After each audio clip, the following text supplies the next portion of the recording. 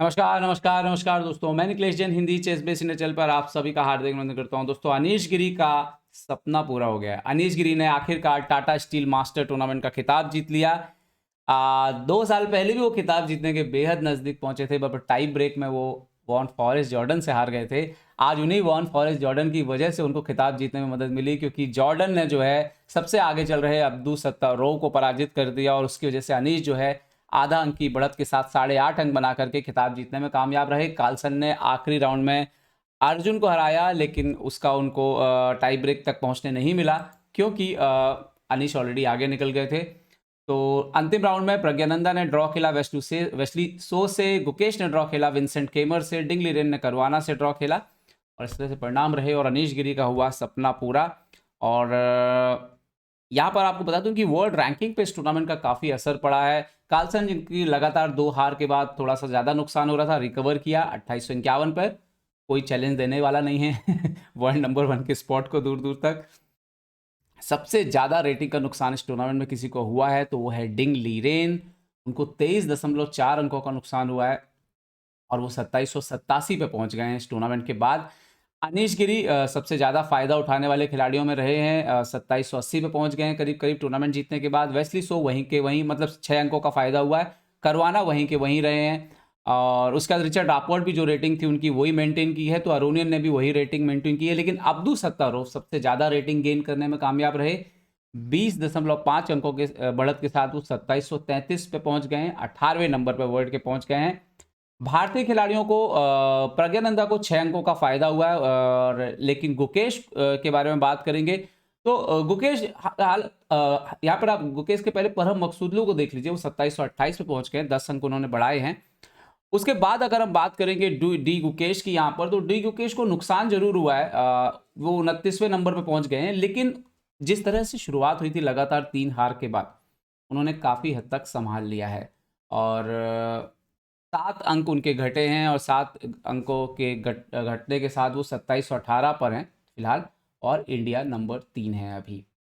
अर्जुन इरगासी को सबसे ज़्यादा नुकसान हुआ है, 21 रेटिंग गई है उनकी और फिलहाल 2700.1 बोलना पड़ेगा आपको, 0.6 है क्योंकि, पर पूरी उम्मीद है इस ब्रेक के बाद वो जब भी वापस लौटेंगे फिर से शेर की तरह दहाड़ेंगे, जो कि उनका स्टाइल है।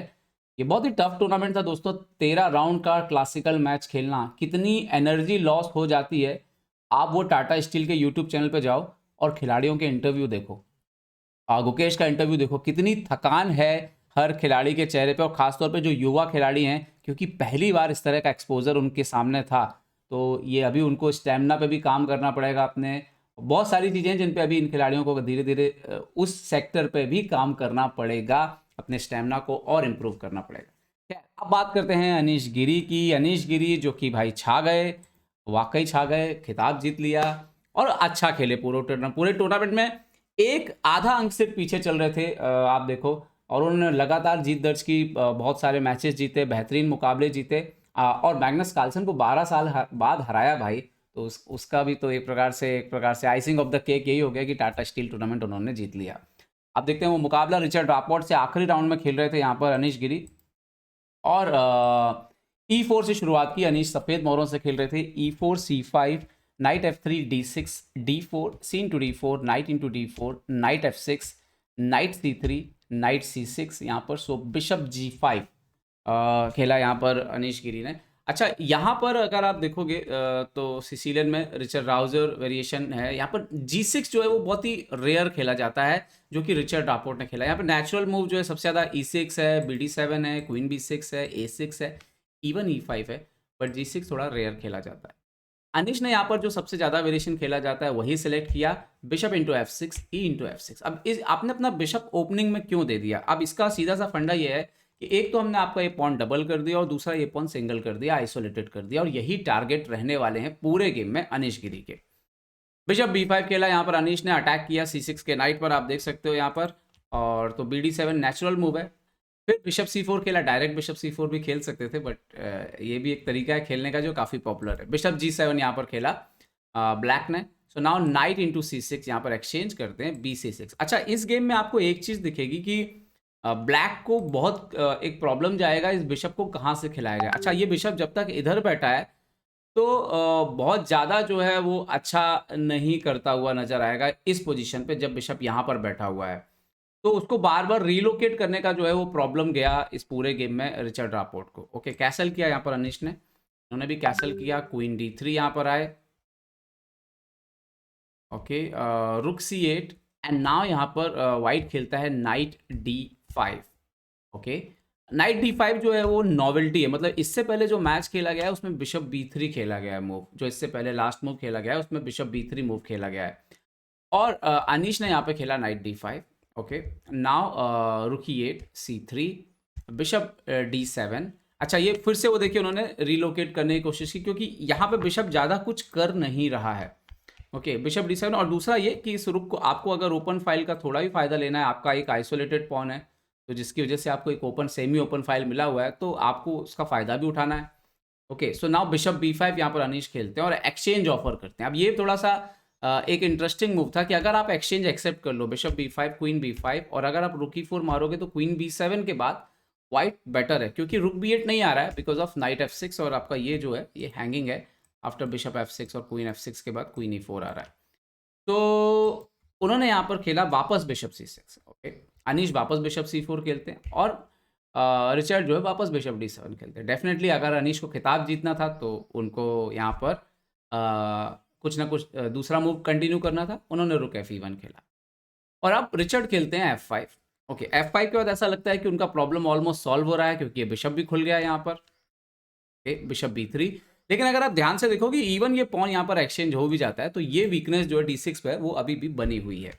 ओके, Fe4 रुक E4, बिशप F5 खेला यहाँ पर, अपने मौका लिया बिशप को इंप्रूव करने का, रुक इंटू E8 क्वीन E8 और क्वीन D2। बट स्टिल अगर आप देखोगे डबल बिशप है, पोजीशन थोड़ा लगती है, कंपनसेशन लगता है डेफिनेटली, लेकिन अभी भी D6 का पॉन जो है वो वीक है।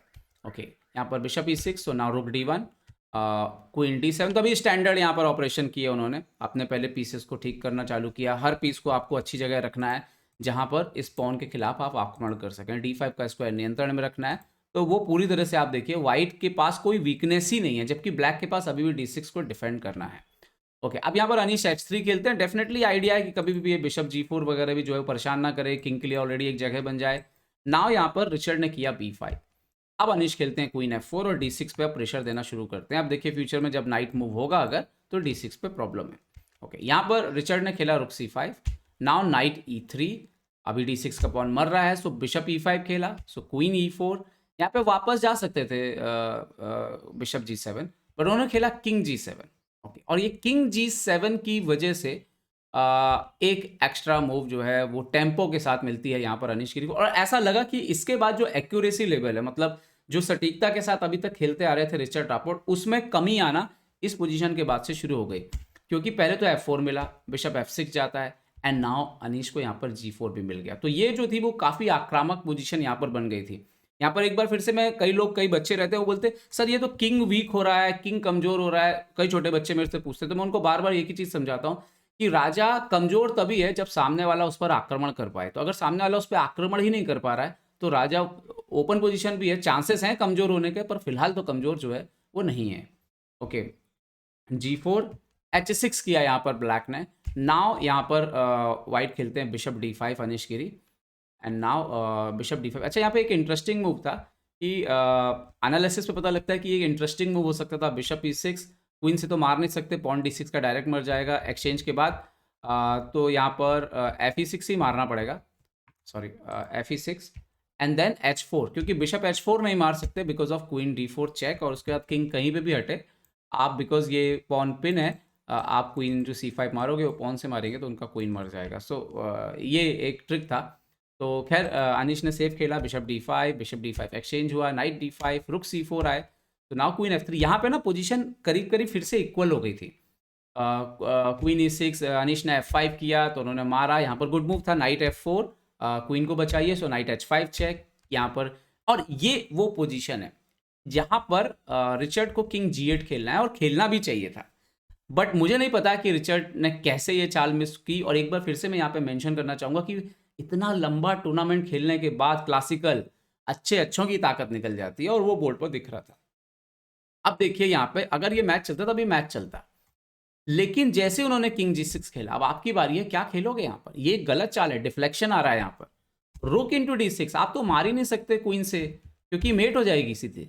और ये बहुत बड़ी ब्लंडर थी, इससे इमीडिएटली जो है अनीश बिल्कुल विनिंग पोजीशन पर, ड्राइविंग सीट पे आ गए। और यहाँ पर इन्होंने किंग G5 खेलना ठीक समझा, और जैसे किंग G5 खेला, अच्छा FG4 खेलते तो HG4 मार देते, उससे कोई सेम पोजीशन बनी रहती। तो किंग G5, और अनीश ने यहाँ पे खेला रुक D5। इसके बाद पोजीशन बिल्कुल लॉस थी, ज़्यादा कुछ था ही नहीं गेम में। Queen B1 check, king G2 आए, बट बिशप हटना पड़ा क्योंकि बिशप भी मर ही रहा था। किंग के लिए आप जगह बन, क्या खेलोगे आप? रुक इंटू F5 चेक, और यहाँ पर इन्होंने किंग H4 खेला। और अगर आप ऊपर भी जाओगे तो आप देखोगे कि इवन रुक F6 चेक आ रहा है, और उसके बाद भी चेकमेट लगी हुई है। तो ज़्यादा कुछ गेम में बचा नहीं था, तो उनको अंदर यहीं आना पड़ा, चाहे थोड़ी देर मेट बच जाए। बट क्वीन G3 यहाँ पर चेक दिया, इसके बाद रिजाइन कर दिया रिचर्ड रापोर्ट ने, क्योंकि अगर क्या करेंगे, क्वीन G3 नाइट G3, अभी आप देखिए यहाँ से चेकमेट लगा हुआ है, तो इसको रोकने के लिए एक ही मूव है, बिशप G5, नाउ रुक इंटू B5। अब दूसरा चेकमेट लगा हुआ है नाइट F5 से, इसको अगर रोकना है तो रुक F4, नाइट F4, तो ये गेम में कुछ ज़्यादा दम बचती नहीं, इसीलिए क्वीन G3 के बाद ही, यहाँ पर ही क्वीन G3 जैसे ही खेला अनीश गिरी ने, यहाँ पर रिचर्ड रापोर्ट ने रिजाइन कर दिया। तो आप देखिए कितने टॉप लेवल के गेम में भी इस तरह की गलतियाँ हो जाती हैं, तो अंत तक पेशेंस बनाए रखें, मेहनत करते रहें, और ज़रूर जो है कुछ ना कुछ फ़ायदा जो है वो आपको मिल सकता है अगर अपोनेंट आपका गलती करता है। तो उम्मीद करते हैं दोस्तों कि ये पूरी सीरीज़ टाटा स्टील की आपको पसंद आई होगी, और आपको एक बात और समझ में आई होगी कि रियल चेस जो है वो क्लासिकल चेस ही है भाई, क्योंकि यहीं पर असली अग्नि परीक्षा होती है क्वालिटी चेस की। यहीं पर जो है आपके टेम्परामेंट, हर चीज़ का टेस्ट होता है। तो भारत के जो युवा खिलाड़ी हैं उनमें असीम टैलेंट है, हम सभी जानते हैं। इन टूर्नामेंट से वो सीखेंगे और ज़ोरदार वापसी करेंगे, और भविष्य में कोई ना कोई जरूर टाटा स्टील मास्टर टूर्नामेंट जो है अपने नाम करेगा। तो देखते रहिए चेस बेस इंडिया, और सपोर्ट करते रहिए, लाइक शेयर सब्सक्राइब करते रहिए। अपना ध्यान रखिए, सुरक्षित रहिए। जय हिंद दोस्तों।